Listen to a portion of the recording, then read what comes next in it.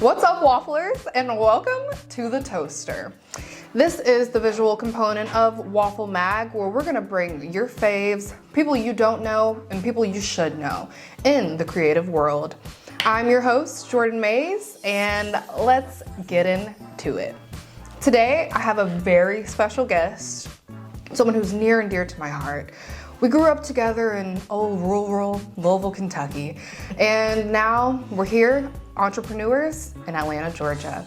You may know her as Nicole Scott Inc, soon to be the queen of fashion, started her business at the age of 20. My dear friend, Nicole Scott. Hi everyone, thanks for having me. Thank you for coming. For those of you who don't know who she is, I'm gonna let her tell us a little bit about herself. Hey guys, so I'm Nicole and I'm 23 years old. I actually just moved to Atlanta maybe like 4 months ago. So I've just been trying to figure it out and find my way. But I just graduated in April of this year, 2024, from the University of Cincinnati, and I majored in fashion design. And I was in a 5-year program that was super stressful, but I'm happy to be done now, so. Love that. That's good. So as you all know, when you go to college and you're getting a bachelor's degree, the standard amount of time, is 4 years. She just mentioned that she was in school for 5 years. Tell us more about that. Like, was it required? How was it? And going to a PWI, how did that affect your ability to grow as a designer? Yeah, so the 5-year program was definitely a lot, and the reason it's 5 years, also I didn't mention, but my school was actually top 20 design schools in the US, so very nationally recognized, but they're known for their co-op program, which essentially requires all of the design students to do a minimum of 5 co-ops or internships while you're in school in order to graduate. So it's definitely a crazy requirement, but it definitely taught me a lot, and I feel like I got so much experience through that. So yeah. And when you're in college, most of us were broke. Like, we could afford anything but ramen noodles. And my sister here started her business at the age of 20 in college. What was that like? What light bulb went off in your head that made you say, I'm gonna start my own business and it's gonna be something?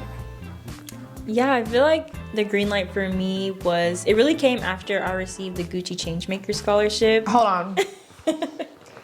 The what?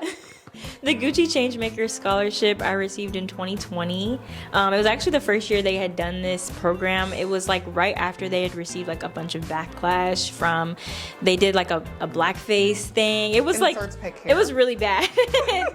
After that, collection or that debut, they really tried to do recon and figure out how to sort of make the brand more inclusive and more representative. After that, so they rolled out the Gucci Changemakers program, which included a scholarship and a summer mentorship program after that. And after receiving it, it was just so validating, and it was just super inspiring, I feel like, to my career, and just really motivated me to just take a look at what I was doing and just say, hey, I can do this. I'm validated by Gucci. I can start a business. I can start my brand. And here she is, 4 years later, still doing it, still making it happen. What could you say is the most rewarding part of being an entrepreneur and, making it this far? Oh, that's tough. I feel like just seeing it all come together, working so hard on a collection, or maybe it's a custom piece, or just a one-of-one, something I've never done before, and then seeing it from start to finish, picking out the fabric, and then actually assembling the garments, and then seeing it on the model, whether it's in a fashion show or at an event, or the final photos of the the full piece is just so beautiful to see it all come together. That's beautiful.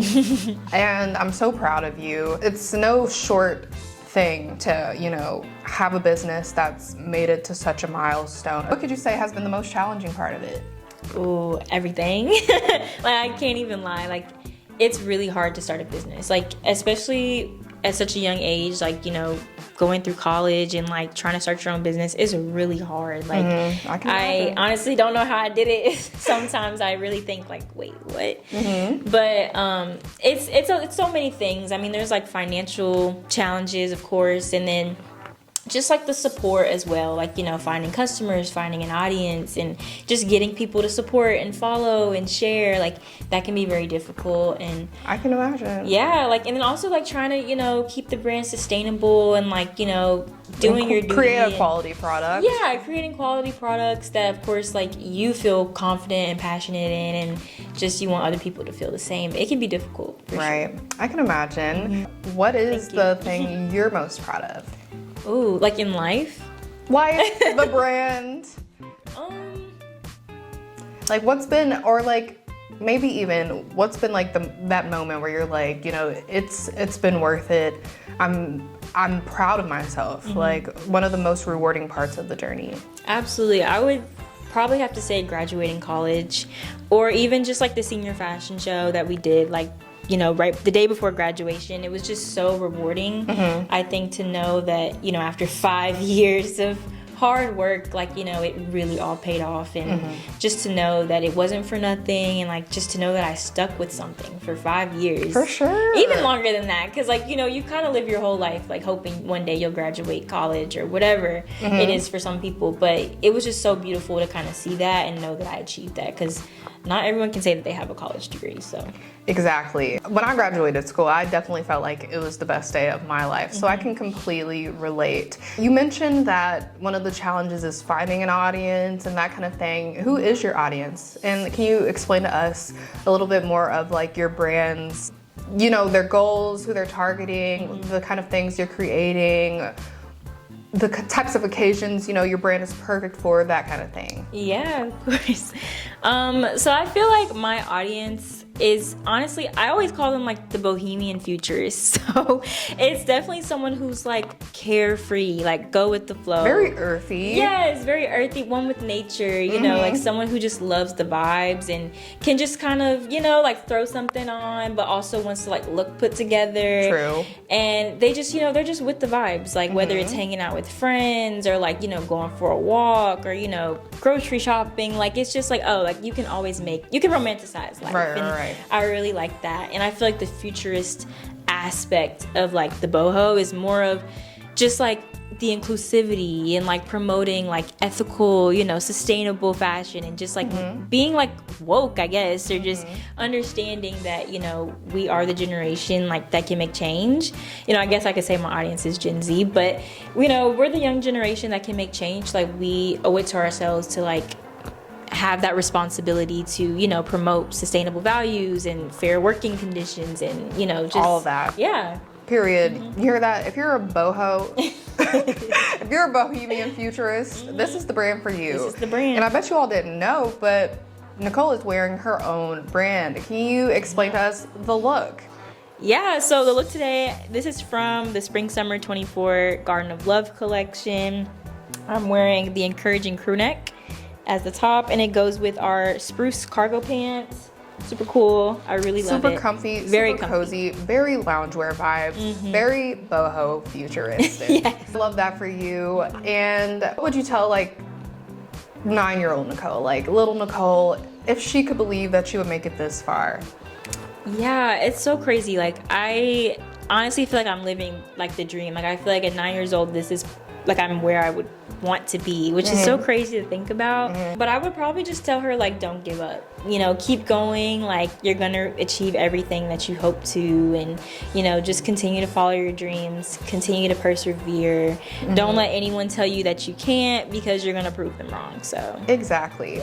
And topping that advice, what would you tell young Black women designers with the aspirations to build their own brand one day? What would you tell them to keep them going?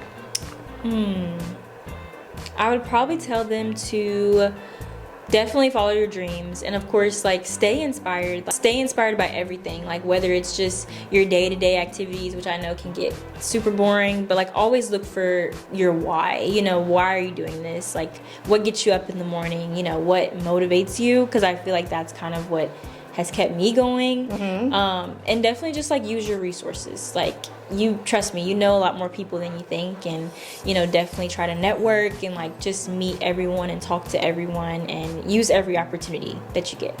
Absolutely. And with that being said, Nicole, what keeps you motivated? You know, we're young, we're in our 20s. 20s are definitely for figuring it out. And on top of life, you know, you graduate and you realize I'm in the real world for the first time. On top of I'm building my own brand. Like, I know some days aren't always as shiny as others. What keeps you motivated? Absolutely. I feel like having like a good support system has really like just kept me on my toes. Like, whether it's friends or family or just like having someone that like, you know, you can call like when things go bad. For me, it's my mom. Like, I call her the moment something is just like not going my way. Like, not for everything, because she does too much sometimes, but she has literally helped me through everything. Like, I call her for advice. You know, I ask her about business things, I ask her about personal things, and she's really supported me. And even my dad, like, he's just supported my, you know, more creative, you know, fields, you know, career choice. But you know, I think having their support and validation has really kept me going. And then of course my friends have always like repped the brand like from day one. And we was at the pop-up shops in Louisville, Kentucky. Yes. Let's get into it. Yes, like literally came to my first launch party. Like, it was just so, it's having that, I think, is just like, oh, I have to keep going. Like, I have Absolutely. to.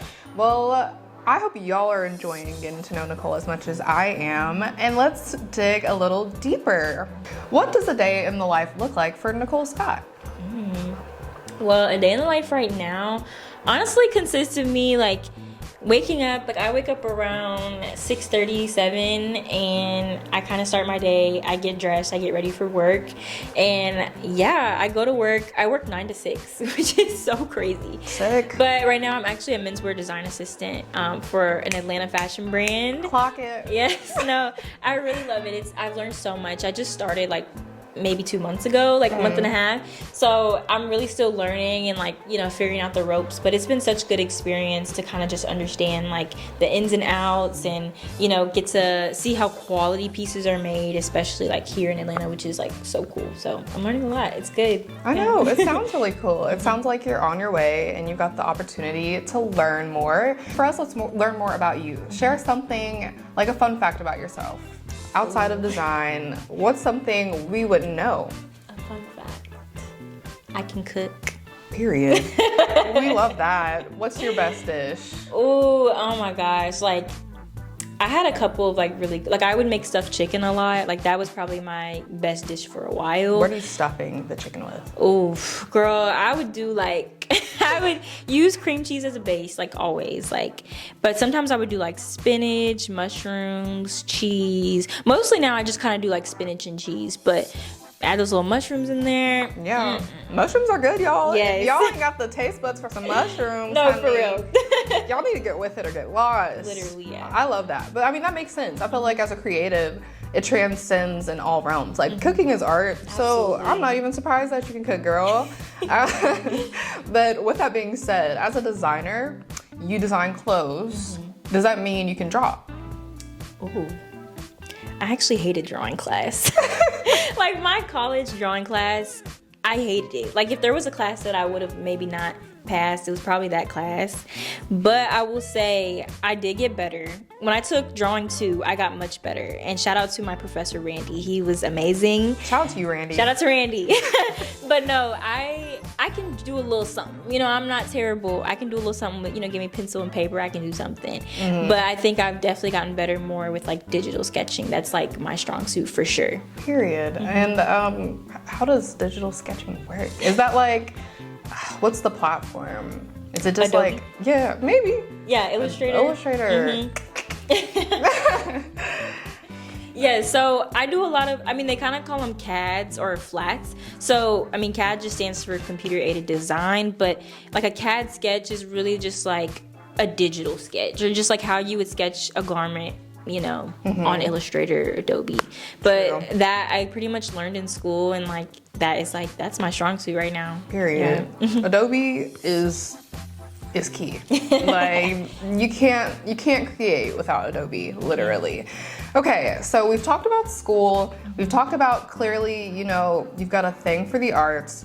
Growing up, did you find it hard, like challenging in school? Were you ever distracted? Was school ever hard? Like, how was it? I always loved school. Like, school was fun for me. I guess maybe more for the social aspect and not so much the learning. But like, I don't know, like, I think there was definitely some subjects that weren't my best. Like, I was not the best at math.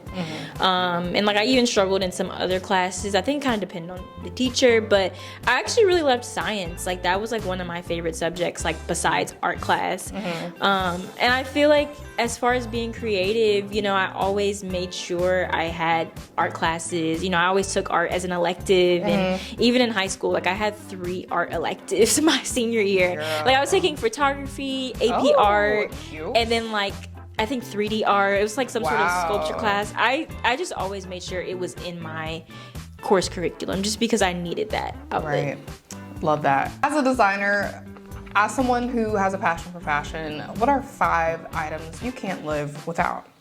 5 fashion items. Gosh. 5 items. Like clothing? Anything.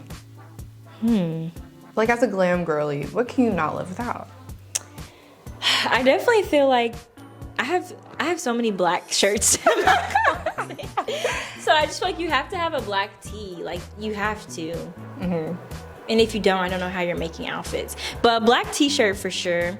Maybe like a good pair of sneakers. Like, I right now like wear my Converse with almost everything. What else? Clear lip gloss, does that count? Yes. I feel like clear lip gloss, Like, that's the staples. That's you have to have that. You have to put that on before you leave the house. Trying to think what else. Fashion items. Maybe like a good jacket, like denim, whether it's like a denim jacket or like a hoodie. I just feel like you need that one hoodie that you can always grab, that one denim jacket you can always just throw over whatever you're wearing. Definitely an essential. That's 4, right? Yeah. Okay, one more. Jewelry. Period. Gotta have jewelry, which I'm not really wearing much jewelry, but And that's okay. I never take off this ring, and I feel like I usually have a necklace that I'm like always wearing. I kind of like change them out, but like I just feel you have to always have something on. Big facts. Gold or silver? Ooh, I'm a gold girl. Yeah, gold is really in. And with that being said, y'all know Waffle Weeklies. We're always dropping the fashion tea, fashion do's and fashion don'ts. Nicole, what is your biggest fashion do? A big fashion do. I would say cargos. Period. We love a good baggy pant. Yeah. I love a good baggy pant now. Okay, so with that being said, what is your die-hard fashion don't? I don't. There's so many. There are. I don't know. Ooh, y'all might hate me. Kitten heels. I can't do it. I can't. For me personally. I almost choked on my spit. Kitten heels. I can't. That is such a fashion do for me. I love a good kitten heel. Okay, get into it. Why? Some people, no, it works for some people. Like, Okay. I'm not saying that kitten heels are ugly. Like, I love a good kitten heel. Okay. Just not for me. Like, maybe because I'm short. Like, I don't know. Like, it kind of what's the point? defeats the purpose. Okay. But I can't. What like, if you need like a little elevation? So much your feet but hurting? it's not. Yeah, like we're not going sandal. We're not going stiletto. Right. But we're going little cute kitten heel. Nah. Can't do it. Wild. I can't. That is tea, guys. I can't do it. That is such tea. It's just the one thing I can't get into. Who is one of your biggest fashion inspirations? Designer, person, like who would you say kind of influences you, inspires you, and can be like a mentor from afar? I really love Virgil Abloh, and I know he's passed, Rip. but I mean, he's such an inspiration to me. Honestly, I feel like I didn't really start like giving into him like until like, or like really around the time that I wanted to start my business. Like, it was around the time that I got the Gucci Changemaker Scholarship that I really started like listening to his interviews and his speeches, and like his perspective on design, like by far. Like I think it's just so inspiring. Like, what's the biggest thing like you've learned from him? I feel like what I can take away from his like perspective or ethos is more of just anyone can design. And I feel like when he was kind of putting that out there, I was like okay, like, but you gotta know what to do, like, you know what I mean? Like I was like anybody can't, you can't just yeah, make a shirt. exactly. Like I'm like I took sewing lessons, like no, I'm in school for it, like you have to learn. But the more I listened to his ethos, it was just more of like, you know, he went to school to be an architect and he ended up creating like these amazing fashion brands. I mean, he started with Pyrex Vision, which not many people know about, and then he created Off-White, and then went into, you know, being the director of Louis Vuitton Men's. So many things, but of course went to school to be an architect, and I feel like his whole ethos was just, of course, like, just because I went to school for this doesn't mean I can't do all of these things. I mean, he was a DJ, he was, you know, architect, interior designer, he was so many things. I love that. I feel like just hearing him talk about that was just, it's inspiring. And I feel like around the same time, you know, I was going into my sophomore year, it was during COVID, and I just really felt the biggest case of like imposter syndrome. And of course, like getting the scholarship was of course validating, but like I was still like in the early days of my, you know, schooling, and being surrounded by so many talented people, and, you know, being under so much pressure to create and, you know, live up to these expectations. It was like hard. It was mentally exhausting. And I found listening to his like interviews or podcasts or speeches, like whatever, I just really resonated with his values for sure. How did you, I mean, clearly you did because you graduated, but how did you overcome imposter syndrome? Honestly, I still feel it to this day. Like, I'd be lying if I said I didn't. You know, there are days when I'm like, can't even believe that I'm a business owner, or, you know, can't even believe that I'm working like in fashion, because it can be so hard to get into the industry that you, of course, went to school for. And I just like can't believe it sometimes.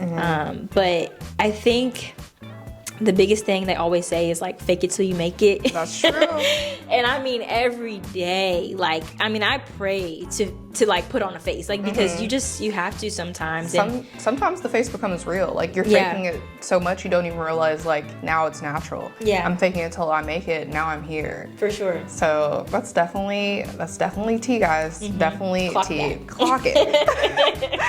Okay, and Rip Virgil. Yes, rest in peace, Virgil. Honestly, him amongst several inspirational Black designers, you know, there are a bunch of people that would be like a dream to work with. Absolutely. What is Nicole Scott's dream collaboration? Ooh, oh my gosh, I could do a list. But honestly, I feel like just right now in today's moment, a huge collab would be with like Telfar or something. Shout out to Telfar. We love that. No, shout out to Telfar. I actually like saw Telfar Clemens. Like, I never spoke to him, but when I was in New York for an internship, I went to this day party. And it was actually called Everyday People. So Oh, we love Everyday People. Yes, no, I love Everyday People. So Yes. I went with my friend, and I think You know they be having them here. really? Yes. I know they travel. Yeah, they be Yes. here, girl. No, they're lit. Like, really lit. Honestly, probably one of the best day parties I've been to. Probably so. I've never been to one. Yeah. Love that. But no, it was so much fun. New York rooftop, set the scene. New York rooftop, summertime, 2022. It was just a vibe. Okay? I love that. It was a vibe. You've seen some things. So. And I'm just like at this party, and one of the like hosts is like one of like the face of Telfar. He does like a lot of like promotion for Telfar. So I'm like, oh, like, okay, like, it's a vibe. Like, I'm in the room, you know, I'm in the room. And then like next thing I know, I look over, you know, a couple hours go by. I look over and I'm like, is that Telfar Clemens? Like just a regular dude, you know, wearing like the Telfar, I don't even know what it's called, but just like the long dress, t-shirt dress thing, hair braided down, glasses, like just like it was him. It was really him, and I was like, huh? Wild. Well, Yeah. he'll be the first, second, third of many people that you will grace your presence with. Nicole, it has been a pleasure getting to know you a little bit. I hope you all enjoyed getting to know some Nicole Scott. And if you don't own any Nicole Scott sustainable fashion, you needs to get that. Link below, it's a must. You won't regret it. I have a very serious question. Okay. Y'all, some people out here, fashion gurus, business titans, can sell water to a whale. And with that being said, Kim Kardashian, Skims, all that good stuff. Love Skims. Yes, one could say that she is building a fashion empire. She has created the nipple bra, where the nipple is like on the bra. So if you wanted to give that no bra look or that, you know, hard nipple vibe, you could buy it for a whopping $64. Nicole, how do you feel about the nipple bra? I think Is it's it yay genius. or nay? It's genius. I agree. I'm honestly, my honest opinion, I think it's really innovative that she thought of that. However, for me personally, I don't think it's something I would purchase. Just for me, because I don't like my nipples to show. If I wanted my nipples to show, I just wouldn't wear a bra. True. But I think to have that as But if an you option, have a large boob, to hold the boob up, but Yeah. still give that little sexy nip. I understand. I see the vision. Yep. I like the vision. Yep. Had to see your opinion. Yeah. Y'all, this ain't a Skims ad, but y'all heard We it. love Skims. The nipple here. The nipple love bra is Skims. here. I need more Skims. Alrighty, y'all, thank you for tuning in to Waffle Toaster Edition with our girl, Nicole Scott. Nicole, please tell us what we can expect from you next. So next, honestly, just keep in touch. I mean, definitely head to my website, NicoleScottInc.com. I have tons of merch. Garden of Love collection is available for purchase, especially with the holidays coming up. Make sure you get your girl, your guy, your whatever, a little something, get your little something for the holidays. So definitely make sure y'all shop. Sign up for the emails. NicoleScottInc.com. You could definitely join our email list there and just be in the know of our next events, our pop-ups. You might get a little Christmas special, a little Black Friday special, so definitely make sure you join the email list. And then for what's next, I'm really just like trying to be open. Like I kind of want to see like where things go. I'm looking forward to doing more custom orders and possibly opening custom ordering again because it's kind of been closed for a while. But I've been doing little customs here and there for, you know, my friends, and I definitely want to open it back up for sure. Comment if y'all want some custom orders. Yeah, we let me need her know. to bring this back. Y'all, thank you so much for watching the pilot episode of Waffle in the Toaster.